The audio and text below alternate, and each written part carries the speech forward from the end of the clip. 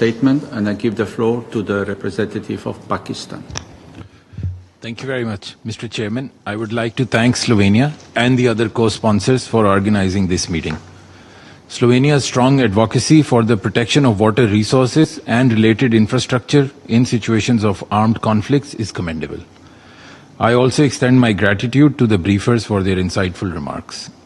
Mr. Chair, there has been a growing recognition of access to water being a fundamental human right, inextricably linked with the right to life with dignity.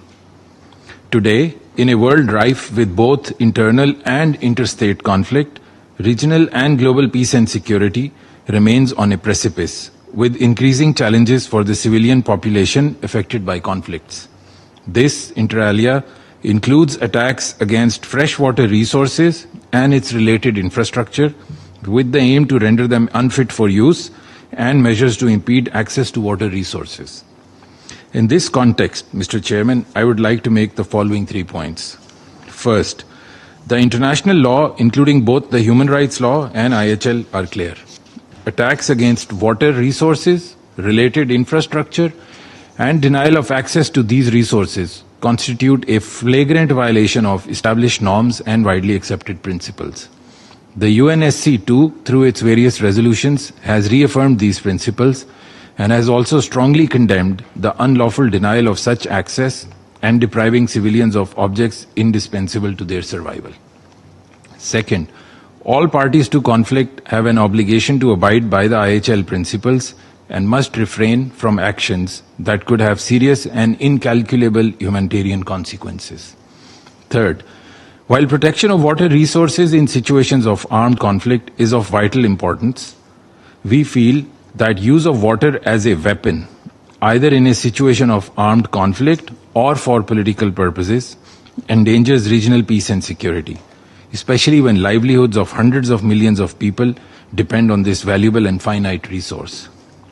Regrettably, Mr. Chairman, we have seen the malevolent design of one country to weaponize water, and repeating what the President ICRC warned against a little earlier, to use water as a bargaining chip.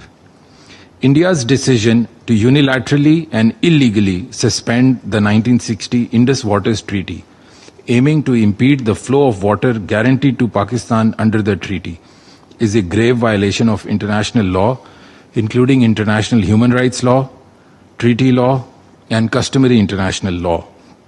Troubling pronouncements by Indian leadership to, I quote, starve the people of Pakistan, unquote, depict a highly dangerous and perverse thinking. We strongly condemn India's unlawful announcement to hold the treaty in abeyance and call upon India to strictly abide by its legal obligations and refrain from stopping, diverting, or restricting rivers that are a lifeline for 240 million people of Pakistan. We will never accept any such moves. To conclude, Mr. Chairman, we lend support to the calls for full compliance with IHL and international human rights law, especially for protection of water resources and related infrastructure. Equally important is the need to formulate a resolute, principled, and united stand against all attempts to weaponize water for political purposes. The Security Council is the primary body of the UN entrusted with the responsibility for the maintenance of peace and security.